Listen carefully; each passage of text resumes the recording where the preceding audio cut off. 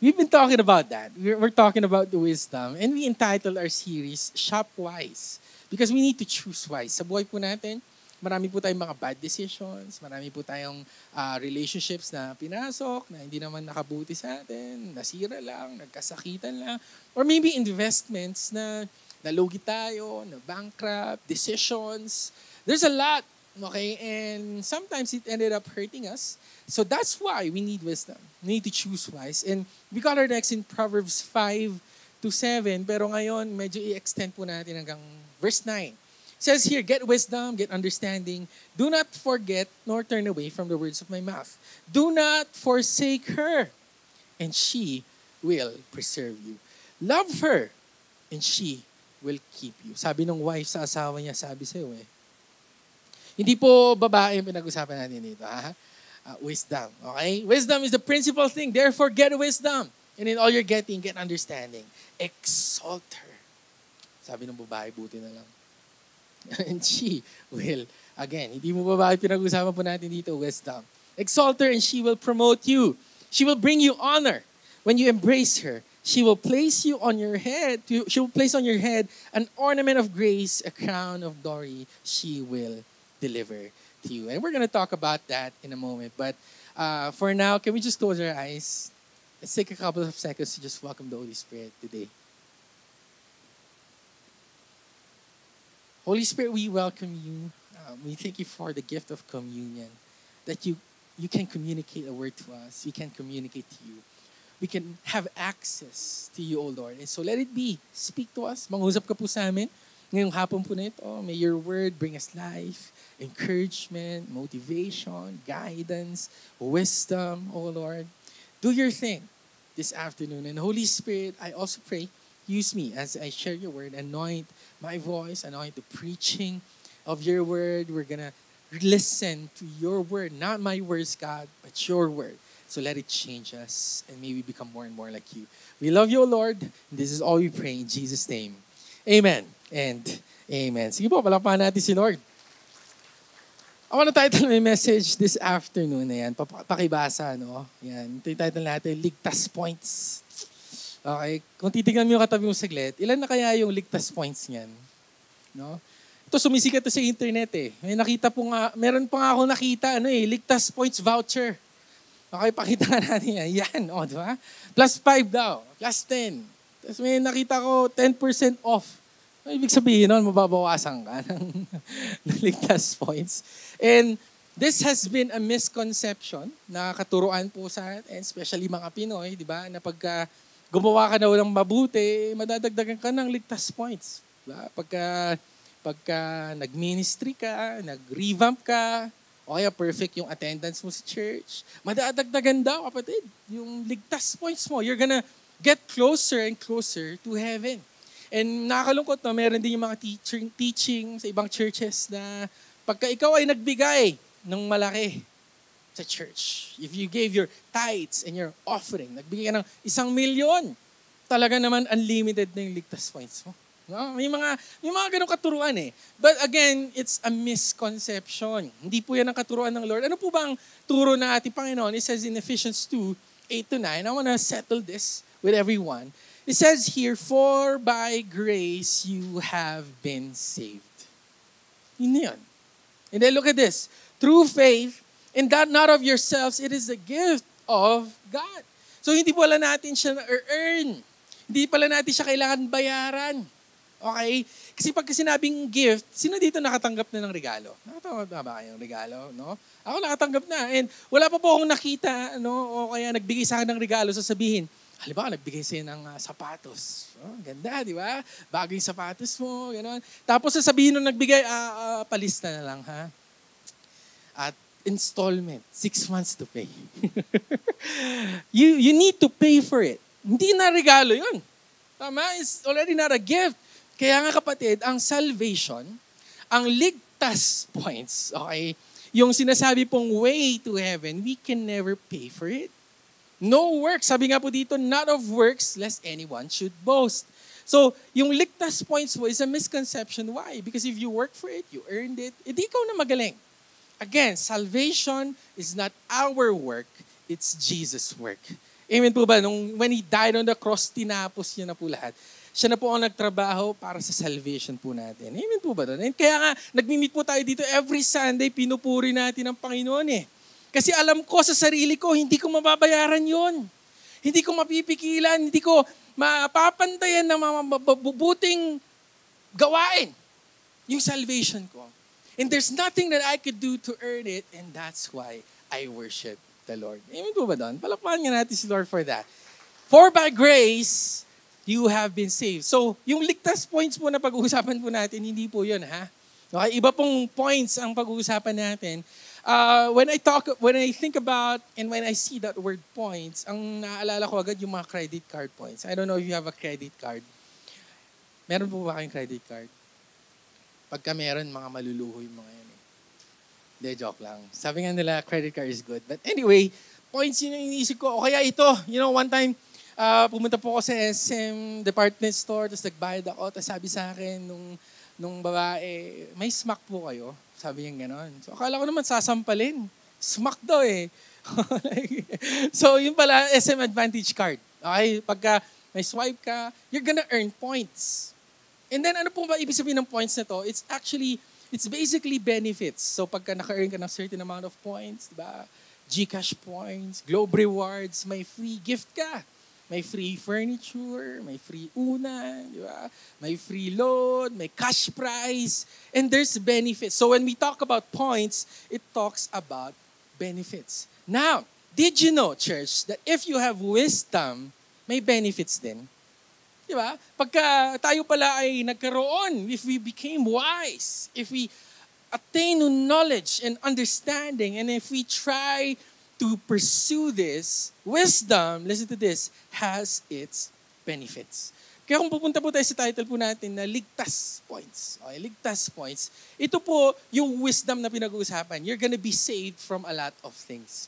If you have wisdom, you're gonna be saved from bad relationships. If you have wisdom, you're gonna be saved from a lot of bankruptcy. If you have wisdom, you're gonna be saved from chaos and disaster and broken relationships. So yun po yung pinag-uusapan po natin na ligtas points. And church, since nandun po tayo sa book of Proverbs, sino nga ba ang nagsulat ng Proverbs? Walang iba po kundi si Haring Solomon.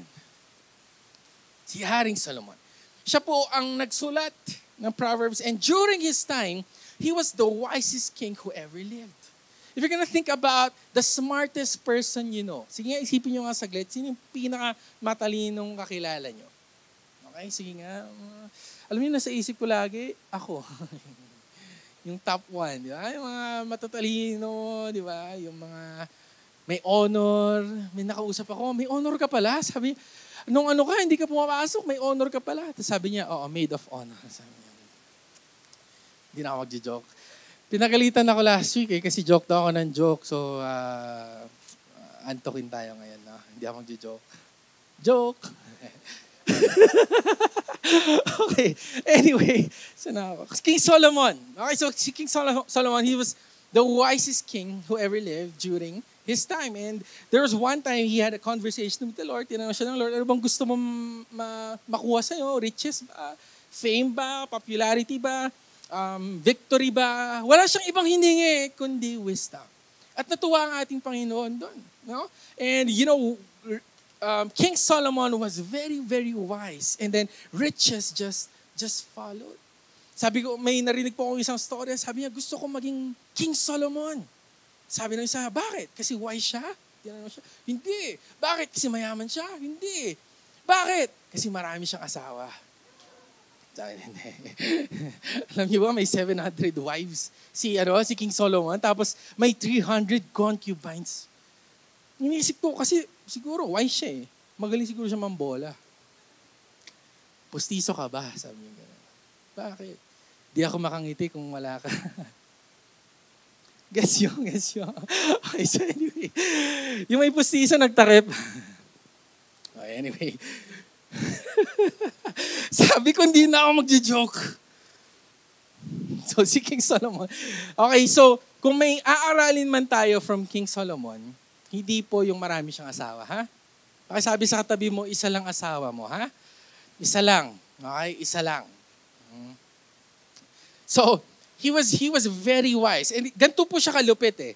Ganito po siya kalupit. I read a verse in 1 Kings 4:22 to 23. Kung, siyempre, ini-imagine ko, paano kaya mabuhay nung si King Solomon ang hari? Di ba? Ano siya siguro yung presidente. Ano kaya yung feeling? Ganito daw everyday. Okay, sa lugar po nila. Now, Solomon's provision for one day. Every day to. Isang araw lang was 30 cores of fine flour, 60 cores of meal. Ito na, 10 fatted oxen. Isang araw may nakaprepare na 10 ox. Diba? And then 20 oxen from the pastures, 100 sheep. Lupit. No? Besides deer, gazelles, roebucks, and fatted foal. So, ganun kalupit no, everyday. Sabi ko nga dito nga sa church natin, parang never ko pa na-experience may magpalitsyon dito. Yung isang buong baboy talaga, wala pa eh. No? Isa lang wala pa. Ito, imagine niyo isang araw lang, may 10 ox. No? Tinanong yung ox ka lang, sabi niya. Tama na. Yung thoughts ko eh. Hindi ako nagiging wise tuloy. Anyway, lupit no, isang araw lang, ganito yung provision niya. And that alone tells us how King Solomon was very, very wise. Ganito po siya kalupit that this is the provision for a day. And of course, he built a temple for God with the best builders. He was very rich. He had influence around the world. Ganun po siya kalupit. But listen to this. He only achieved this through wisdom. Nagkaroon po siya ng gantong klaseng influence because of wisdom. So, kapatid, kung may papakinggan man tayo na tao about wisdom, si Haring Solomon na. And it even says, if we're going to go back to our text in Proverbs 4 verse 7, look at this. Wisdom is the principal thing. Ano ibig sabihin po nito? When I look this up, to be the principal thing, it means to be the top or as a priority. So sana kapatid, as Christians, we're really gonna pursue wisdom. Make every effort to get understanding. To make every effort to get wisdom. Now, church, what we're gonna talk about today is, syempre, ligtas points nga eh. No? Ano nga ba yung benefits of getting wisdom? Or what can wisdom do for us? Number 1, wisdom can protect you. Pakisabi, protect.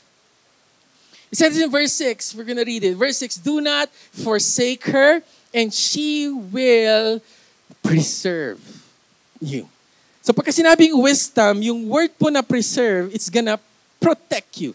And I looked this up, ang ibig sabihin po wala ng preserve in Hebrew is the word shamar. Shamar meaning to hedge about, to put a hedge around you. And remember si Job, di ba, nung atakihin po siya ng kaaway, sabi ni Satanas sa kanya, Lord, nag-usap sila ng Lord, Lord, hindi ko ma-atake to si Job kasi may hedge ka around him. Hindi ko ma-penetrate kasi may protection ka around him. And God is gonna preserve you if you have wisdom. Alam niyo po, last pandemic, may na-discover po silang saber-tooth cat sa Antarctica. Yan, yung saber-tooth cat po na yan, they discovered it and it was well preserved in ice. And then scientists found that it lived for 35,000 years. Wow. No? Sabi ko nga, kaya pala pag may wisdom ka, humahaba buhay mo eh. Kaya kung maiksi yung buhay mo, wala kang wisdom. Talaga. Ito nga eh, di ba ang daming mga challenges ngayon, adventure, no? Skydiving, gano'n. Gusto nyo mag-skydiving? Parang ano, wait lang Isip ko nga, wait lang. For me, hindi wise yun eh. Diba? Paano kung di mag-work yung parachute? Kaya nagkamali ka, di ba? Kaya, talagang iksi buhay mo pag wala kang wisdom. Tama ba? Tama ba? And if you have wisdom, it's gonna protect you from a lot of things. And look at this. Ito pong saber-tooth cat po na to, it was well intact. Wala po siyang mga sugat. Kompletong-kompleto po yung mga buto niya. All the bones were intact. Yung teeth niya, kompleto. Through trials and storms, lahat po pinagdaanan nito for 35,000 years. Any season came, siya po ay well preserved. And I was thinking about this. Sabi ko, sana nga, yung Kristiyano ganun din, na kahit anumang dumaan na bagyo, anumang dumaan na ulan, anumang dumaan na season sa buhay po natin, well intact pa rin tayo. Amen po ba doon? Faithful pa rin tayo na kahit umulan, pupunta pa rin tayo in church. Pakisabi nga sa katabi mo, buti nandito ka. Pakisabi nga sa kanya, buti nandito ka. Kasi parang itong saber-tooth cat po na to, listen to this. Yung saber-tooth cat, it was well preserved. It remained standing through every trial and season. Why? Because it was preserved. At kapatid, did you know that wisdom is also gonna protect you? Wisdom is gonna prevent you from falling. Wisdom is gonna prevent you from chaos. Alam niyo po ngayon, bumabagyo, no? Bumabagyo. And recently, nung bumabagyo, may sad news po tayo sa Cannon Road. Ano po nangyari sa Cannon Road? Yung tunnel, nagkaroon ng landslide. Nagkaroon ng landslide. And yun na nga, it's unpassable. Hindi po tayo makadaan po dyan. And syempre, ito na nga eh. Ito na nga, ganyang kalakas siguro, no? Ewan ko na lang. Kung man-trip ka pa, tara, biyahe tayo sa Cannon Road. Ewan ko na lang talaga. Promise, di ba? Diba? Minsan tinatry namin to, china-challenge namin sarili namin. Test natin kung oras na natin. I-test ko na.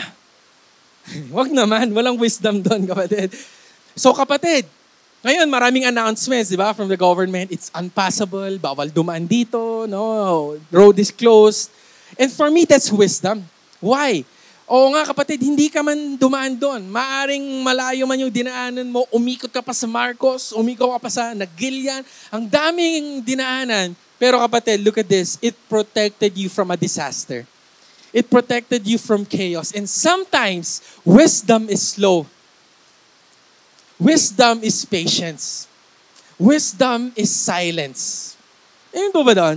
Na kahit kapatid, yes, mas matagal man to. Yes, it's very slow growth. Hindi po rapid growth. Hindi po overnight success. But, it's gonna protect you from chaos. Amen po ba doon? And so, that's what wisdom can do for us. It's going to protect you from a lot of things. Now, gusto ko po magkwento saglit. Alam ko po, napakaingay ngayon, no? Pero magkikwentuhan tayo, okay lang? Gusto ko ikwento yung story ng donkey. Okay, may donkey sa Bible. And alam niyo po ngayon, yung mga donkey ngayon, especially yung mga Disney movies, di ba? Yung mga animals ngayon, nagsasalita na. No, parang ito sa Shrek. Kilala niyo yan, sa Shrek. Di ba? Alam niyo pangalan niyan? Pangalan niya, Donkey. Ang galing, no? Sabi ko, napaka-creative. Pwede naman nila pangalang Bruno, ganun, or something. But donkey pa. But anyway, syempre nakikita natin ito sa movies, yung mga animals nagsasalita, ganun, tas very entertained tayo, ganun. Saya-saya natin pagka may hayop nagsasalita, nakikipag-communicate. But did you know, hindi po sa Disney nagsimula yun. Sa Bible pa lang nagsalita na, mga hayop. Seryoso. This is the story of Balaam. Ano ko pong kilala niyo si Balaam? Pagka nag-aanak kayo, pangalanan yung Balaam, no? Ganda rin eh, no? Okay, anong nickname? Bala. Ang pangit. Okay, anyway, si Balaam, he's a prophet. He was a non-Hebrew prophet. Gentile po siya na prophet. And syempre, may hari po during this time, king of Moab. His name was Balak. Kilala niyo si Balak? Alam ko pinapanood niyo to, yung horror na to eh. Sa church, bawal manood ng horror yung mga ibang spirit yan. Anyway, si Balak, may balak eh. May balak siya. So sabi niya, yung mga Israelite na to, mga nakakatakot tong mga to. Kasi may God sila eh. So si Balak, he was very afraid. So he called Balaam as a prophet. Sabi niya, okay, i-curse mo nga yung generation ng Israel. I-curse mo nga sila because everything you curse will be cursed. Everything you bless will be blessed. So sabi ni Balaam, wait lang. Malakas masyado yung Panginoon nila. He's the God of gods. Ayoko. Tapos kinulit pa rin siya ni Balak. Tinuloy-tuloy niya yung pangungulit hanggang sa napilit. Napilit po si Balaam. And so he rode his donkey. Sumakay po siya sa donkey niya. Papunta na siya kay King Balak, king of the Moabites. Tapos bigla huminto yung donkey. Kasi may nakikitang angel yung donkey na nakaharang. Huminto siya. Ano pong ginawa ni Balaam? Pinalo yung donkey. Pinalo niya. So, siyempre, nag-iising yung donkey. Sabi niya. Lumigo siyang gano'n. Tapos, naglalakad ulit sila. Tapos, tumikil ulit. Kasi may nakitang angel itong donkey na to. And then, pinalo ulit po ni Balaam. And for a third time, Pagkapalo niya, pagka move po ulit ng donkey na to, for a third time, it was stopped again. For an angel was stopping them. And then pinalo po ulit ni Balaam. At dito na natin makikita yung Disney princess na gusto nyo. Okay, so in Numbers 22, 28 to 30, look at this. Then the Lord opened the mouth of the donkey. Binuksan. And she said to Balaam, nagsalita, "What have I done to you that you have struck me these 3 times?" Biglang nagsalita yung donkey, "What have I done to you?" In Ilocano, "Anya inaramik ko kanyam," sabi niya. Galing, no? Pinractice ko yun eh. Para lang sa inyo, okay? Anong ginawa ko sa'yo? Nagsalita yung donkey, di ba? Ang sakit eh. No? And then sabi po ni Balaam said to the donkey, "Because you have abused me, I wish there were a sword in my hand, for now I would kill you." Next side. So the donkey said to Balaam, "Am I not your donkey on which you have ridden ever since I become yours to this day?" Di ba lagi na tayong magkasama? Ako ang partner mo, kasama mo ako sa lahat. "Was I ever disposed to do this to you?" He said, "No." Tapos dito na natin makikita yung wisdom na pinag-uusapan po natin, because it says in verse 32, and the angel of the Lord said, verse 32, the angel of the Lord said to him, "Why have you struck your donkey?" Biglang nagsalita ng angel that was there. Why have you struck your donkey these 3 times? Behold, I have come out to stand against you, because your way is perverse before me. So the angel prevented Balaam from a disaster that is about to happen. It protected Balaam from a bad decision to curse Israel. Kasi kapatid, baka pag kinurse yung Israel, may curse na rin mapupunta po sa kanya. So the angel prevented it to happen. Alam niyo po ba kapatid, pagka may wisdom po tayo, ganun rin po mangyari sa inyo. It's gonna protect you from a lot of pain. Hindi ka na masasaktan. Tanungin mo yung katabi mo saglit, nasaktan ka na ba? Nasaktan ka na ba? Yan, wala ka kasing wisdom. Pakisabi sa kanya. Yes, seryoso. Kapatid, if you just get wisdom, if you just get this, it's really gonna protect you from a lot of things. It's gonna protect you from a disaster that is about to happen. God is going to protect you. Ilalayo ka niya sa mga maling desisyon. So my encouragement for everyone, let's continue to pursue wisdom. Second thing, kapatid, na magagawa po ng wisdom po sa atin, it's to promote you. Pakisabi, promote. We're gonna read verse 8. Look at this. Verse 8, it says here, "Exalt her and she will promote you." Galing, no? This talks about wisdom. She will bring you honor when you embrace her. And when I look at that word promote, I search it up in Hebrew. It's called the room, meaning to rise or to raise. Si Lord po mismo ang aangat sa'yo. Tayo kasi minsan, di ba, crab mentality tayo eh. Like, tama ba? Para umangat ka, magbabaon ka ng ibang tao. Sa swimming talaga, hindi ko makakalimutan itong pinaalala ni Kuya Donnie. Nag-swimming kami minsan, di ako marunong lumangoy. Marunong. Tinuturuan ako nung worship department head natin. Okay, worship department head, ha? Tinuturuan tayo. Lumulubog na kami unti-unti, no? So ako, nalulunod na ako eh. Alam niyo pong ginawa ko sa kanya, binaon ko siya. Buong weight ko nilagay ko sa worship department head. Okay natin, ha? Worship department head natin. At siya yung binaon ko, yun, umangat ako. Naligtas ako. Okay. Kaya ngayon, asan na si Justin? Asan na yan? Pero praise the Lord, nabuhay naman po kami. Wala naman nangyari. Pero nakakalungkot kasi tayo ganun eh. Culture natin to, in order for me to be promoted, I need to bring something down. But see, there's a secret when it comes to God. Let me show you a picture of one great story of promotion. His name is Eric Spoelstra. Sino po dito mahilig manood ng basketball? NBA, ganon. Basketball. Ako po, mahilig ako niyan. Talagang fan po ako dyan. Kilala ko po lahat ng players sa team ko. Pati yung anak nila, asawa nila, saan sila nakatira, birthday nila. Alam ko lahat. Okay? So si Eric Spoelstra, he was the media guy for the Miami Heat. So doon po siya, nasa camera po siya. No? He was just shooting everything, filming everything, every move, every play, every defensive stop na nagawa po ng team po nila. He was just watching it. Sinushoot niyo po lahat, nire-record niyo po lahat. And then, listen to this, one day, there came a time, nagkaroon ng opening job sa head coaching. Head coach, kailangan namin ng coach dito sa Miami Heat, sino pwede? So the general manager, si Pat Riley, pinili niya, wait lang.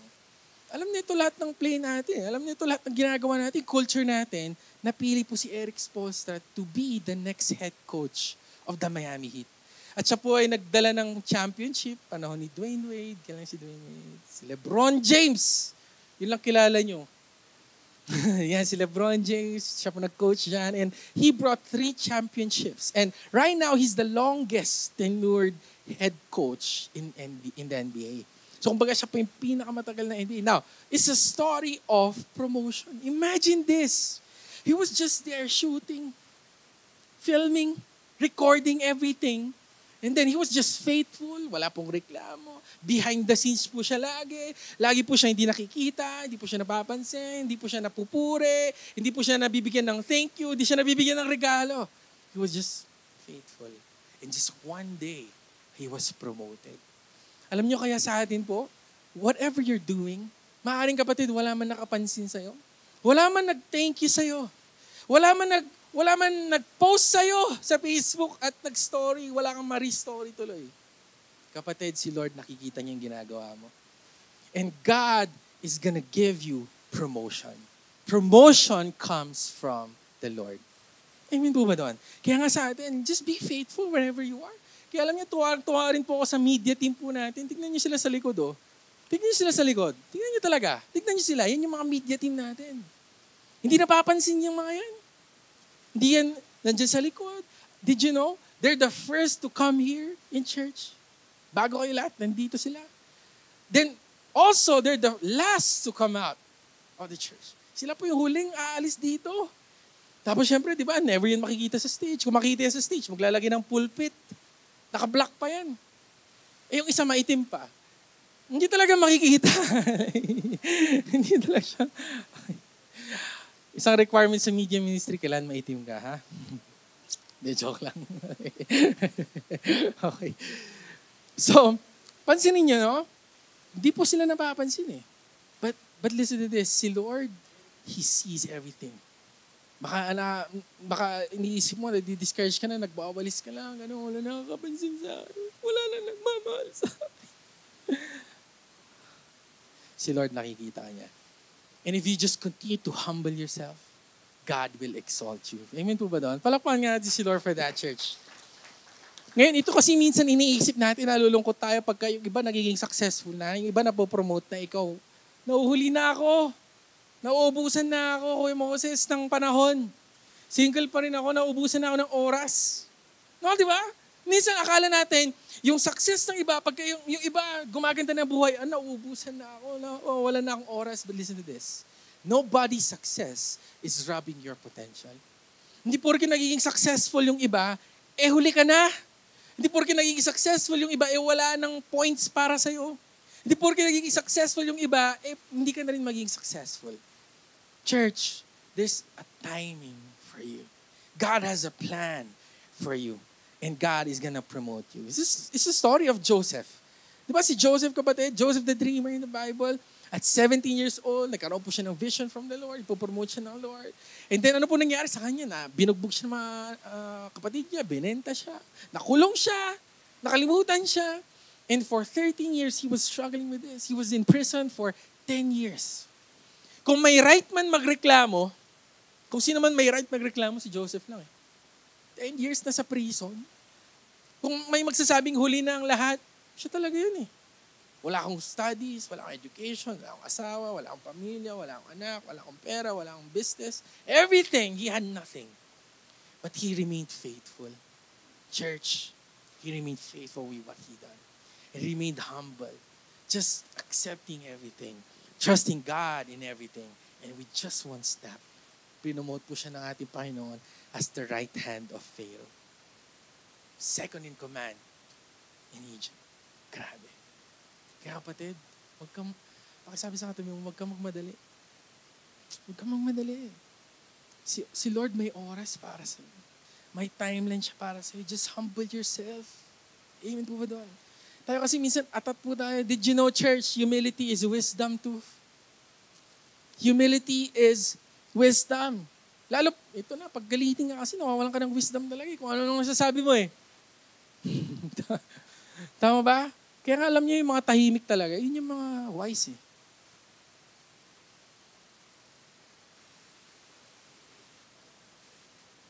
Di na gets ng iba. Okay, anyway. God is going to promote you. Amen. Promotion comes from the Lord. Lastly, church, what does wisdom do for us? It's gonna prosper you. Prosper. Let's read verse 9. It says in verse 9, she will place on your head an ornament of grace, a crown of glory she will deliver to you. When I search on that word crown, it means in Hebrew, atara. Meaning to encircle for attack. Ano ibig sabihin po rito? If you have a crown, that means every attack, you're gonna win. Every attack from the enemy, they're gonna lose. Everything that you attack, you're gonna win. Everything you trial, every trial, you're gonna win. Everything you touch, you're gonna be blessed. Yun kapatid ang ibig sabihin ng prosper. Now if we're gonna go back to Proverbs, sino po pa pinag-uusapan po natin? Si King Solomon. Alam niyo po ba, siya po mismo naka-experience ng prosperity. Paano ko masasabi? Because there was a queen that heard from him. Heard about him. Her name is Queen of Sheba. Queen of Sheba. Okay? And narinig niya po itong ginagawa ni King Solomon na ito. Ano bang ginagawa nito? So she went there. Siya mismo, pinanood niya po ano pong nangyayari dito. And when she went there, she was amazed. Sobrang nagulat po siya. If we're gonna read it, it's 1 Kings 10, verse 4 to 8. Ganito po siya, sobrang na-excite and in awe. When the Queen of Sheba had seen all the wisdom of Solomon, the house that he built, the food on his table. Si Queen of Sheba talaga, dito niya na-experience yung first ever Only Samji. Dito talaga yun. Siya magluluto. The seating of his servants, lupit. Kung yung mga nagsiserve para kay Solomon, the service of his waiters and their apparel, his cupbearers and his entryway by which he went up to the house of the Lord, there was no more spirit in her. Ano ibig sabihin nito? Naubusan na siya ng excitement. Sa sobrang lupit ng ginawa ni King Solomon, she was very amazed. Then she said to the king, it was true. It was a true report which I heard in my own land about your words and your wisdom. However, hindi ako naniwala noong una until I came and saw with my own eyes. And indeed, the half was not told me. Kalahati lang pala. Yung iniisip ko, your wisdom and prosperity exceed the fame of which I heard. Happy are your men. Happy are these your servants who stand continually before you and hear your wisdom. So what's the point? Si Queen of Sheba, she was very, very amazed and blessed, kapatid, sa ginawa po ni King Solomon. Imagine that. For me, that's prosperity. Yung hindi lang ikaw yung nakaka-attain ng maraming bagay, pero nai-influence mo rin yung ibang tao. And this is the most powerful part. In verse 9, look at this. This is what Queen of Sheba said. Blessed be the Lord your God. Grabe. Sa sobrang wisdom and wise ni King Solomon, napapuri na rin yung mga hindi Christian. Napapuri na rin, na-realize nila, wait lang, totoo pala ang Lord. And look at this. Who delighted in you, setting you on the throne of Israel, because the Lord has loved Israel forever. Therefore, He made you king to do justice and righteousness. Then, look at this. She gave the king 120 talents of gold, spices in great quantity and precious stones. There never again came such abundance of spices as the Queen of Sheba gave to King of Solomon. Next night, also the ships of Hiram. Dami ang regalo kay King Solomon, which brought gold from Ophir, brought great quantities of almug wood, precious stones from Ophir. Dito mo marirealize talaga na valuable itong mga bato na ito. Hindi ko alam yung mga yan eh. Lupit, no? Di ba? Binigay niya lahat. Ito mo. Okay. Dahil kong binabasa, no? Ito po yung point. Ang dami nang ang kayamanan ni King Solomon. Binigyan pa siya. Dinagdagan pa siya. For me, that's prospering. That's prospering. For me, that's overflow. Amen po ba doon? Eh kapatid, alam niyo, yun yung gustong-gusto ko. And above that, Queen of Sheba, praise the Lord. Alam niyo, sana magkaroon din po tayo ng ganong buhay, no? Na pagka tinignan ka ng tao, mapapapraise the Lord na lang sila. Tama ba? Hindi nga. Pag tignan mo yung katabi mo saglit, tignan mo siya. Anong nasasabi mo pag tinignan mo siya? Hindi nga. Napapa-thank you, Lord ka ba? O napapakunin mo na ako, Lord? Kasi si Queen of Sheba, she was really amazed. And for me, that's prosperity. Kaya sana kapatid, yung buhay po natin nagre-reflect ng image ng ating Panginoon. See, church people may not see God, but they sure can see you. Kaya kapatid, maaaring hindi mo kaya mag-share, mag-evangelize, pero kung napakita mo yung buhay mo, nakikita ba nila ng iba si Lord sa'yo? Right? And for me, like Solomon, he had wisdom, and that's why he prospered in everything that he did. Palakpakan natin ang Panginoon, church. Now, I'm gonna end with this. You know, while I was studying this message, I was reminded by God with a verse in Proverbs 13, verse 22. Sabi po dito, a good man leaves an inheritance to his children's children, but the wealth of the sinner is stored up for the righteous. Sa ibang translation, the wealth, the riches of the righteous are on the wicked. On the wicked. Alam niyo, ang dami ko na pong narinig ng mga preaching dito eh. So yung pera daw ng mga anak ng Lord, righteous eh. Tayo mga naniniwala. Tayo ng mga ligtas. Okay? Yung kayamanan daw po natin, nasa wicked. Sa mga hindi naniniwala kay Lord. Alam niyo, ang dami ko naririnig ng mga preaching about this eh. Sinasabi nila, buti na lang. Sabi na eh. Kaya ako naghihirap ngayon kasi ninakaw ng mga to eh. Ninakaw ng mga corrupt na to eh. Diba? Ganun yung isipin natin eh. Promise. Like, diba? Itong mga wicked na to, hindi mga anak ng Lord. Ninakaw nila. Kaya wala akong pera. Sinisi mo pa yung gobyerno. No?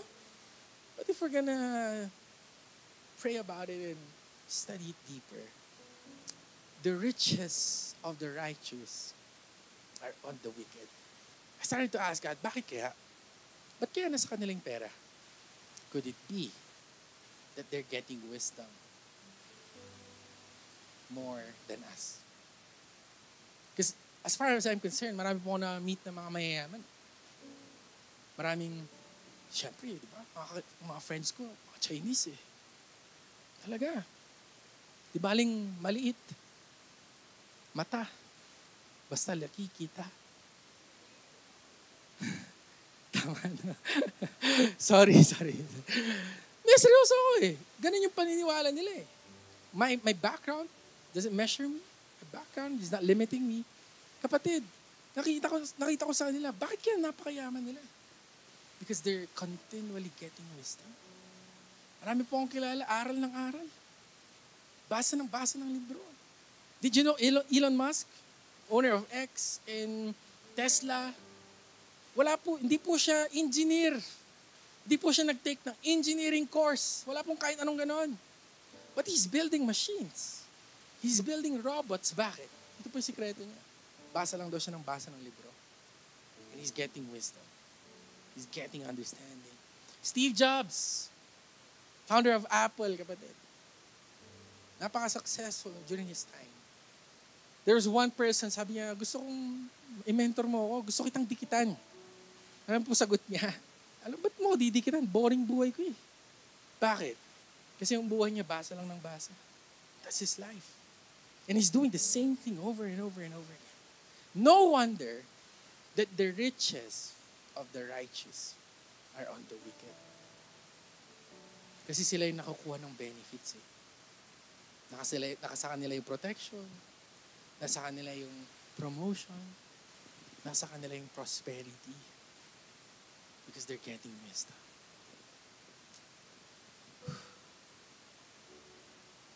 And you know, it saddens me. Sobrang nakakalungkot.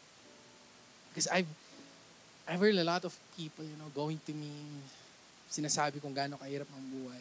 And totoo, you know, I'm not disqualifying it. Totoo, mahirap ang buhay. Kitang-kita ko sa mukha niyo. Lungkot siya eh. Lungkot siya kasi. Pero kapatid, no, hirap talaga buhay eh. Kasi could it be that we're missing the principal thing? That's to get wisdom. And church, itong mga nabanggit ko, Elon Musk, Steve Jobs, yes, they're reading a lot of books. Self-help books. That's good. Pero kapatid, iniwan na sa atin the greatest book ever. And the wisdom is already here, but we're not reading it. And the Holy Spirit is also here to guide us, but we're not communing with Him. Kaya kapatid, I'm gonna challenge you, hey, as we end, get wisdom, get understanding.